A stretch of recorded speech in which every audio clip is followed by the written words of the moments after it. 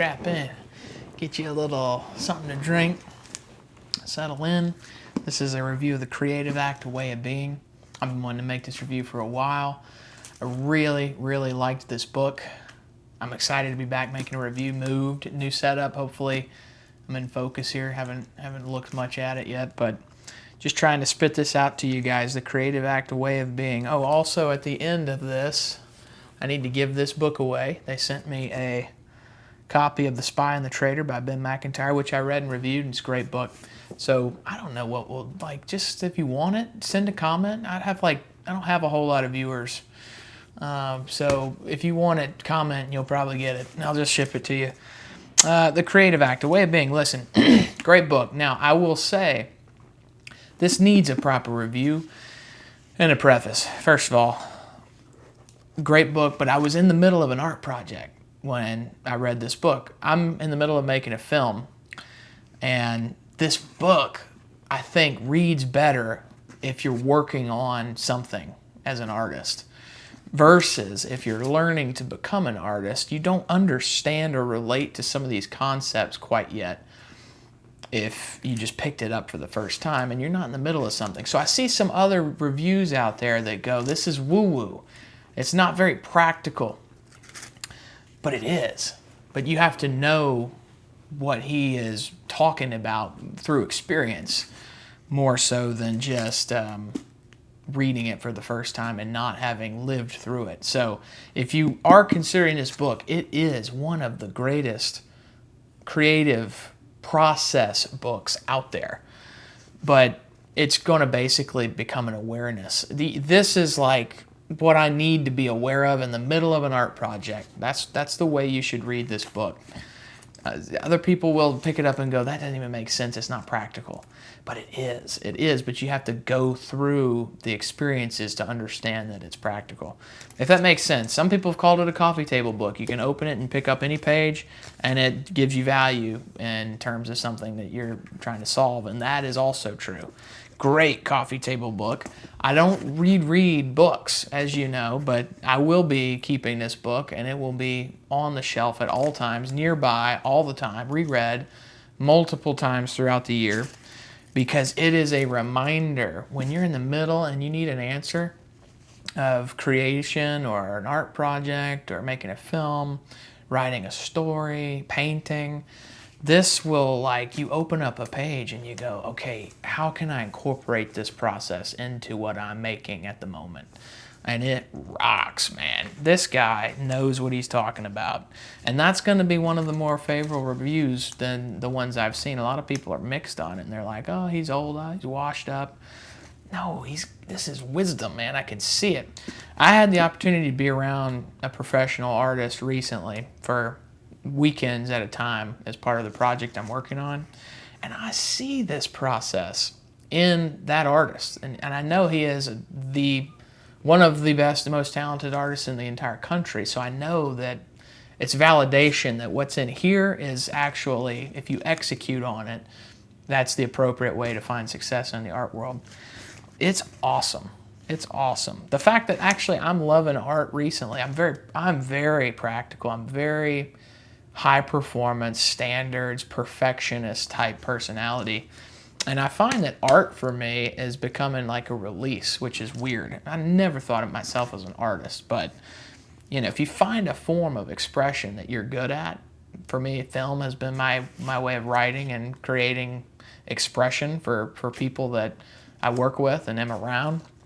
It's like art's not perfect, so it's the antithesis to who I am, and it's a great outlet for fun and feeling freedom.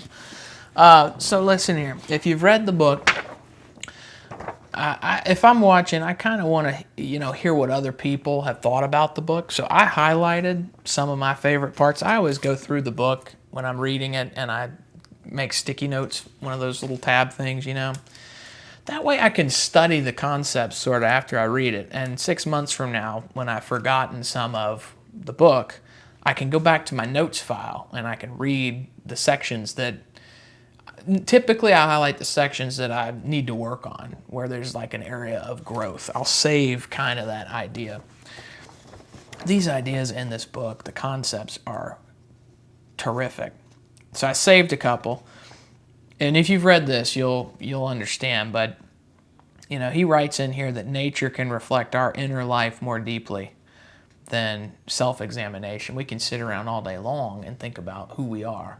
But when you get out into nature and you're quiet and you just rest and you listen and you don't think. It's almost meditation, I would imagine, but you're not thinking, you're not trying to self-examine. It sort of reveals itself. It's like an instinct, right? And if you're an artist, you kind of know that.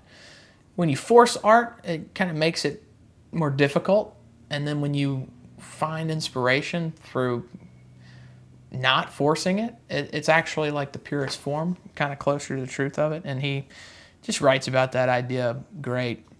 Your artistic voice begins with the details and meanings that your particular attention uniquely recognizes. Art can create a shared emotional space in which both maker and receiver experience restoration. I mean, how great is that? The care and presence and the care and presence invested in a process become part of the quality and meaning of its result. I mean, wow. What a great story. It says, the old man looked at him and said, I think I'm going to keep doing it the way I always have. I really have to think about each movement. There's a great deal of care that goes into doing it right. And imagine if I were to use the pulley, it would become easy, and I might even start thinking about something else while doing it. If I put so little care and time into it, what might the water taste like? It couldn't possibly taste as good. This was a guy that was getting his own water and going to great lengths to do it. And somebody came over to him and said, why don't you just use a pulley system and get it up? And his concept is like, if I don't work through it like I have to, it's not going to taste as good. And I thought that, man, that is true. You investing in the process, it changes the outcome of the project. So I thought it was really, really interesting. Talent is the ability to let ideas manifest themselves through you. Excuse me. Talent is less about forcing an outcome than becoming capable of receiving and expressing an idea clearly. Like, I thought for sure that was something that I need to work on. Inspiration grows when we train ourselves to recover all for the extraordinary things we have learned to overlook. Artistic quality is supported by a life in which ordinary choices are made with the same care as the work itself. That's what I thought was interesting. He said the word comes from the Latin, like inspire. It actually means in Latin meaning to breathe in or blow into. So it's like these ideas are like life being breathed into you. That's what the word inspire actually means. I thought that was very interesting. Let's see what else. There's so much. I don't know how I can really, without boring you. If you loved the book, then me sitting here talking about this is as interesting as it was for you reading it. If I stumbled on these reviews, I just would think, man, they enjoyed it as much as I did. So anyway, in short, I may post these or something so you can kind of have them, the notes for yourself, but it's a great little breakdown. So I took the actual passage and then pulled out concepts from the passages so that I can kind of keep them top of mind after it's been a few months since I've read the book. But I mean, it rocked, guys. It really rocked. I highly recommend it. It struck me.